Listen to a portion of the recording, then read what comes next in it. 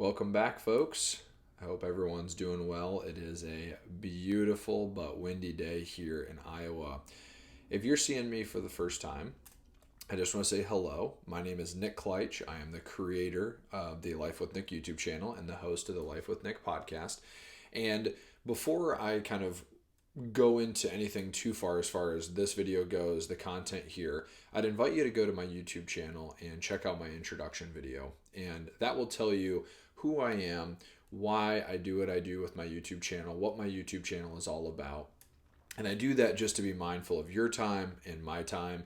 And I would love nothing more for my channel and myself and my mission to be for you. But that is a very self-explanatory, efficient way for you to just kind of gain context as to what the heck I'm even doing here and to see if I am for you. So do me a favor, head over there, and I would love for the subscription to the community that I'm trying to build. And if it is not for you, I totally appreciate you checking me out. For those, though, who know what's going on, we are going to be diving back into Psycho-Cybernetics by Dr. Maxwell Maltz. We just finished up chapter 6, and we were going on kind of a back and forth there as far as chapter 5, as far as chapter 6, on the rational, logical part of our brain and how that can help us in life, also the creative side of things and how we can relax into having a mechanism that helps us solve problems, create ideas, and the fact that we are creators at the end of the day. So chapter 7 is a little bit more of a one-off chapter, and I say that in the sense of we are sidebarring some of the progress that we've made in the book to discuss happiness, essentially, in chapter 7. So it is called You Can Acquire the Habit of Happiness. You can acquire the habit of happiness. And so just to kind of dive in here, as I was just talking about, we're addressing it being happiness in our own section here, and we're discussing the subject of happiness. This won't necessarily be from a philosophical standpoint, but it can be, but more of a kind of medical training, physical, what can I do to acquire more happiness kind of situation here. And in the book, I did grab a definition, and it was from Dr. John Schindler, maybe. So forgive me if I mispronounce that, but they state, as a state of mind in which thinking is pleasant a good share of the time. That is what their definition of happiness is. A state of mind in which thinking is pleasant most of the time. So just as a preface as we dive in, I wrote down happiness is a good medicine. And so essentially happiness in the book and also in my perspective as I've learned this is native to the human condition and the human mind and our physical being. We think better, we perform better, we feel better, and we're just healthier when we're happy. And I take it a step further to say, think of a time when you were happy but almost like super blissful to where everything was totally good to go, you're feeling great, and nothing could really bother you because you were happy. That's the state that we're trying to generate most of the time, right? And as a paraphrasing from the book earlier a little bit, some religious context mention, they prescribe happiness and joy and rejoicing, thankfulness, cheerfulness as a means towards righteousness and the good life. Excuse me. And I feel they prescribe that because in their methodology of having a God or adhering to that religious text, we're leveraging God in the sense of when we're with Him and when we believe in Him, we can be happy because of this fact. Now, I want to kind of move away from that in this video, in this discussion, because it's not a spiritual conversation. However, it's mentioned in these texts as an advantage in life to be happy and to cultivate gratitude, cheerfulness, joy, all of those things. So another element to consider here is that the more we strive to generate happiness, generally speaking, the more we enter what I call flow state or presence. When we're happy, we're not thinking about bills, we're not thinking about medical, we're not thinking about student debt, we're not thinking about a lot of these things. We're just in the moment. And so the more we can be in the moment, then that's going to generate more flow, which is going to keep us more relaxed and more happy as a byproduct. So it leads us to be more carefree, more loving, stress-free, healthy, etc. And as a final point here to like the preface of happiness being a good medicine is that in the arc of our lifetime, we would want to say confidently that we were happy more of the time than we were not happy, because happiness, gratitude, bliss are such strong emotions that we would prefer to feel good most of the time. So let's get into the first piece here. And as we wrap up the preface, there is kind of a funny definition that the author uses as far as what we'll get into, which is the common misconception about happiness. And the very word disease is the state of unhappiness. And he breaks it down as dis-ease. So not happy, dis-ease. So even when times are difficult, we can still try to find happiness. So getting into the first part here. So happiness is not something that is earned and is not something that is deserved. Okay? Happiness is not a moral issue any more than the circulation of blood is not a moral issue. Happiness can be our psychological oxygen to feeling great. And both the circulation of the blood and happiness are necessary for health and well-being. If you wait to deserve to think happy thoughts, you're likely going to think unpleasant thoughts concerning your own unworthiness. Furthermore, the pursuit of happiness is not selfish. So some good people and sincere people are deterred from seeking happiness because they feel like it's selfish or wrong. Unselfishness does make for happiness because it gets our minds outward, away from our introspection, away from our troubles, our sins, and all of our kind of faults, if you will, and it enables us to express ourselves creatively and fulfill ourselves in helping others. So, as a very quick definition, a misconception is that you don't have to earn happiness and you don't have to be unworthy of happiness. Happiness is what is just a state. So you can obtain happiness when it is that you want. And furthermore, to what he's saying is that the more we focus outward on other people and how to help and how to serve, the more happiness we generate, which should be an enabling feeling in a good way. One of the quotes here that I loved from this chapter so much that I highlighted and everything else. So, one of the most pleasant thoughts to any human being is the thought that we are needed by others and that we are important enough and competent enough to help and add happiness to other human beings. So good, so good. Let me break it down just real quick one more time. So one of the coolest thoughts, pleasant thoughts that we can have is that we're needed by our peers and that we're important enough and competent enough to know that we can help make other people happy and help others, which can be a byproduct of being happy.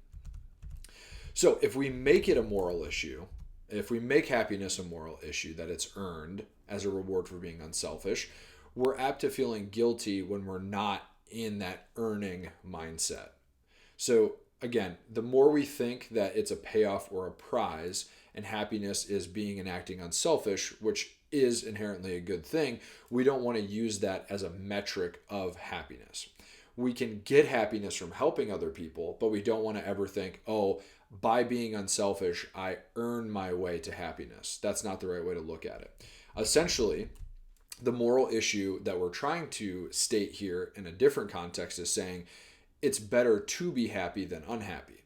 Okay, well, no kidding, Nick. That sounds pretty obvious. But the attitude of unhappiness brings forth more pain and suffering than unhappiness, which is the more of the moral conflict. So, an interesting thought process is, are you the person that brings happiness to your life, to your spouse, to your family, to your friends, or are you someone that finds yourself more unhappy than not? So just reflect on that a little bit, and if you are the one and have to take the dose of reality that you're the unhappy one, totally okay.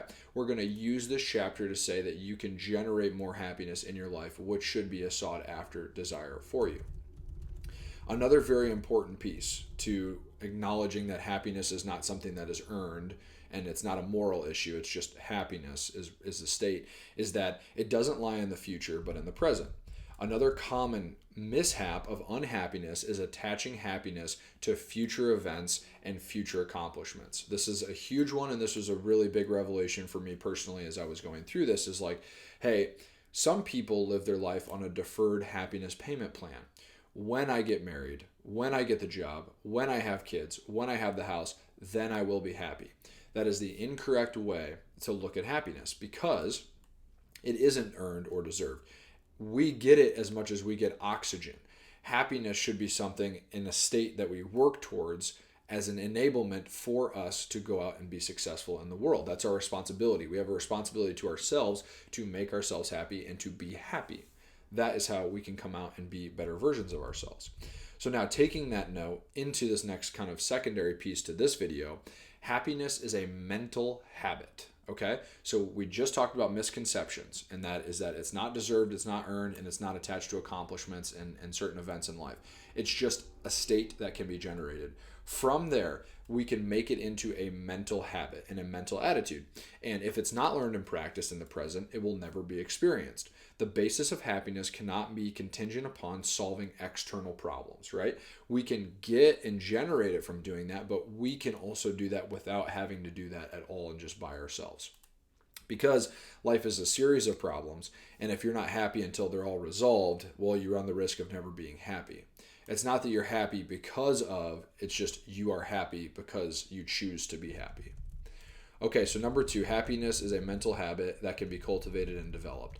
And so what we're getting into now is saying, okay, now we've debunked some of the misconceptions of happiness, if you will. How can we get more of it in our life every day? So often, petty annoyances, frustrations, and resentments happen to us. For example, someone cuts us off in traffic and we think, oh, that person's an asshole.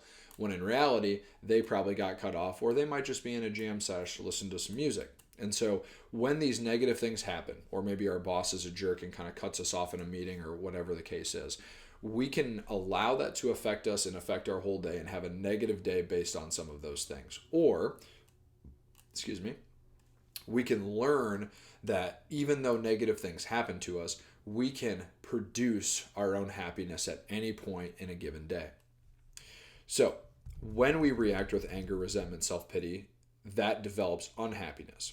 But happiness, this is another cool key thing here, I would say, is purely internal and intentional, meaning that if you have an intention of being more happy, you can become more happy. It is as simple as that. Here's another nice piece. It is produced not by objects, but rather ideas, thoughts, and attitudes, which can be developed and constructed by the own individual's activities outside of your environment. So all this is saying in a fancy way is that through idea creation, through positive thinking, through mental habit training, we can enable ourselves to become more happy more of the time, which should be exciting. Next, here's just a point of awareness. Are you acting unhappy simply because of a crowd or an environment? When we get into certain groups of people, unfortunately, we can be swayed by the group or activity to what they're feeling, acting, and doing. So if you're someone, let's say, that's naturally happy, but you go to work and there's a couple people at work that are naturally unhappy, that influence of their unhappiness could be affecting your happiness. Now, why do I share that and bring that up? Because as we're being more mindful of training ourselves to be more happy, we can essentially disassociate in some ways, saying, hey, we're going into an environment that may not be conducive to our happiness, and if our happiness is important to us, we need to say, hey, I want to distance myself from that situation, or if we go through it, to know that we have to go through it at times. On the other end, when it's done, we can be intentional and internal about developing that happiness back into our minds. So just be mindful of something like that, of people and groups that are inherently negative. The habit of being happy enables one to be freed and largely freed from the dominion of the outward condition. That's a little bit of a quote from that first piece that I had. So with this notion in mind, we also run into another issue, and is that our own opinions about unhappy events or events can make us unhappy. So our own mind can get in the way because we think something should be the way it is, even though it is not. So this is another awareness piece to say, hey, if you're in a bad mood or you're unhappy most of the time, it could be that your own thoughts and your own perception of what you think should happen is affecting your happiness. So here we have to take a little bit of a rain check to say, okay, am I happy most of the time? Am I genuinely happy most of the time? Am I genuinely optimistic most of the time? So these are things as you're going through your mental inventory of deciding if I'm either happy most of the time or unhappy. No right or wrong answer here. But if we're unhappy, how can we get out of being more unhappy and being more happy? And that is through some of these habits of generating happiness for ourselves. And that is intentional and it's in our control. The quote to end this piece that I wrote down here: men are disturbed not by the things that happen, but by the opinions of things that happen. I really like that. I'll say that one more time. It says men, but we can say all people. People are disturbed not by the things that often happen, but their opinion of the things that have often happened. So, getting closer to the wrap up of the video here. The attitude that makes for happiness. As we consider the fact that we can develop and cultivate happiness as a mental habit, we also can consider foundational pieces. Sometimes I screw up. Pieces of what we discussed in this book. So, because we're goal-striving beings, we're functioning naturally and normally when we're oriented towards a positive goal that we want that will make us happy, the goal that we have set for ourselves. When we are in pursuit of these goals then, so if we are here, we have the goal that we have developed for ourselves and we think it's cool and we love it and we want to pursue it. By default, we should be happy because we are in pursuit of the goal, not only because that generates happiness, but also because we're functioning as we are supposed to function. So if you're in a slump right now and you feel like you're not happy, take some time to generate a small scale, medium, or large goal that would just get you super pumped. I'm not going to tell you what the goal is because it's so vast and people have so many different depictions of what they want to do that this is going to be your own personal exercise. Let's say, for example, it's to read a fiction book, okay? Your goal is to read a fiction book from start to finish. In pursuit of doing that, you should be happy because you are now functioning as you're supposed to function because you have a goal, but it's also a goal that you made for you. And so as you're going through that process of reading, that should bring you competence, it should bring you happiness and enjoyment. Just a small example. To end this piece, happiness is a symptom of us functioning as we are intended to function. All right. We have one more piece here, but I have a nice little note and an example. So even when faced with adversity towards working for a goal, we can still be happy because we are in pursuit of the goal. Okay, one more time. Even when we're facing adversity in the goal we set for ourselves, we can still be happy with adversity because we're still in pursuit of this goal. Take, for example, Thomas Edison. This was from the book. At one point, he was an established inventor, okay? Yet his lab got burned down and he didn't have insurance on it. So this could have catastrophically ruined the careers of mainly all inventors at the time. This type of blow would have killed off the common man. But Edison was actually somewhat happy it happened, and everyone was confused by that. They're like, dude, you're an established inventor, your shit just got burned down, and you don't have any insurance on it. Like, what the hell? With that in mind, though, he felt this way and happy because not only could he begin again to reconstruct his lab for future inventions, but he was still in pursuit of the goal of becoming a world-renowned inventor. So even though the adversity came through and destroyed everything, he's still pursuing the goal of being an incredible inventor, and so he was still able to find happiness even in that event. Now, I'm sure he wasn't just joyfully jumping around, but the perspective shift of either that's a career ruiner or he's able to jump on this happiness band, that is where we want to be. Even at our lowest points, we can be happy for something that had happened because it gave us a goal, or we're in pursuit of a goal, if you will. So, number 3, systematically practicing healthy-mindedness. Okay? So the idea of happiness can be deliberately and systematically cultivated by practicing let me back up here. Whoa, let me take a drink and reset. My bad. So, the idea that happiness can be developed through systems and practices can strike people as insane. Can one actually train and practice to become more happy? And the answer is yes. And that's not just my depiction of the book. That's also what he is saying. And he is a world-renowned doctor. And so he's providing us at least an inclination towards, hey, we should pay attention to this. So first, happiness is not something that happens to you. It is something you do for yourself and you decide upon. If you wait for happiness to catch you as you're pursuing life, then you will be waiting a very long time. No one can decide what your thoughts shall be but yourself. Second, every day is filled with good and bad moments. Certainly we face moments in our personal lives where we can feel naturally pessimistic. And bad shit happens. But we can alter our perception to help us feel more optimistic regardless of what happens to us. It is our choice to realize it or not. This practice we can help and train. So essentially what I'm saying is that good and bad can happen no matter what and how we live. So why not be default more optimistic for the good times to ride the good roller coaster up than on constantly being caught in bad. So limit the bad when they happen, rise to the occasion of good, and have a great attitude on doing this. When we fail to recall our good moments, our best times, it is as if we're disconnected from the source of all things good. So we're going through our day, we have a good day set up, and all of a sudden, boom, bad shit happens over here.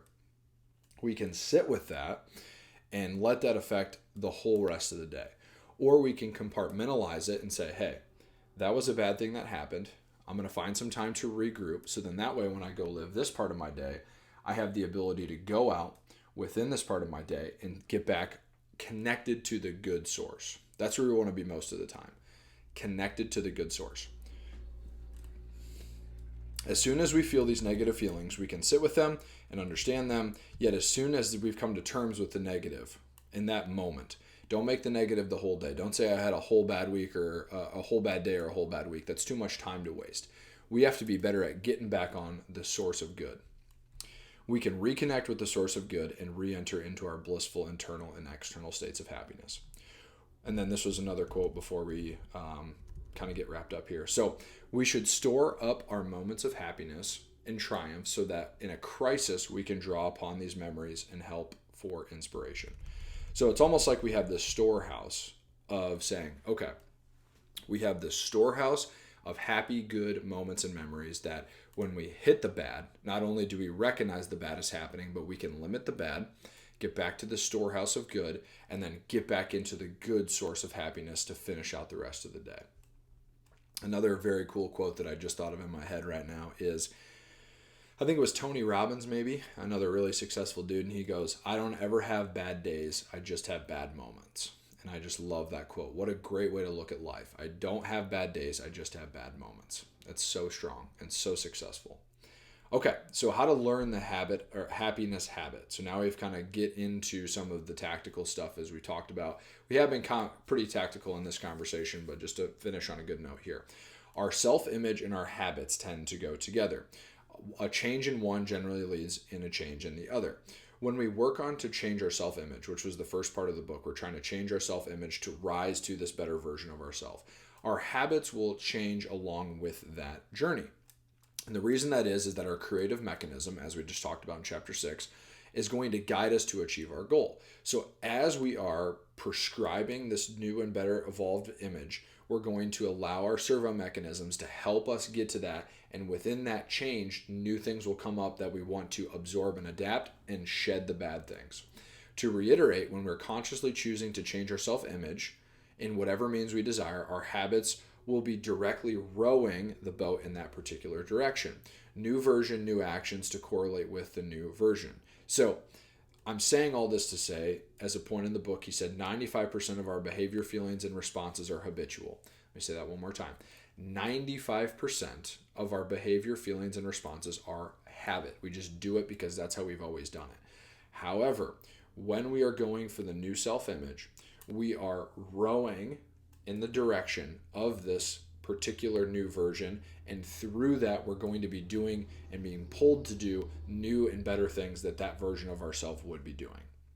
Okay, this is like the general concept. Then you take happiness as a good medicine and you throw it along the way. Because we're in pursuit, that's what generates happiness in some sense.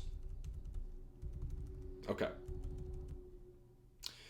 So that was kind of a deep way to end the chapter, but here's my final imparting thoughts. To conclude our chapter, but also on happiness. Happiness is our good medicine we can take in our process of changing our self-image. Happiness is something that we deserve to feel. And I'm saying this in a different context as what we were talking earlier, is that we deserve to feel it because it's psychological oxygen, like our blood. We need it to feel good. It's something that we innately should be able to go out and get at the grocery store, is being more happy. We can literally train ourselves to feel more happy regardless of what life throws at us. That's the back half. Let us all strive to make happiness our friend that shows up to support us along the journey of change. And the final goal is to work to develop a healthy habit of training ourselves to be more happy. So I'll say that one more time. Let's all strive to make happiness as an entity our friend, mental, imaginary friend, that shows support along the journey of change. The final goal is to work on developing the habits, as we've talked about, to train ourselves to be more happy. So just know you can train yourself to be more happy if you're someone that you feel like you're not happy right now, and you can also just become more happy and want to be more happy. So that was our little sidebar on happiness. I hope you enjoyed it. I hope you learned something a little bit. This was the end of chapter 7, and we have just kind of hit the marker on the halfway point in the book. We're going to be on to chapter 8, whether it's over here or over here. Thank you guys and girls so much for reading along, listening along. I love these conversations, and I hope we can continue to keep the ball moving as we get to chapter 8. Thanks, guys.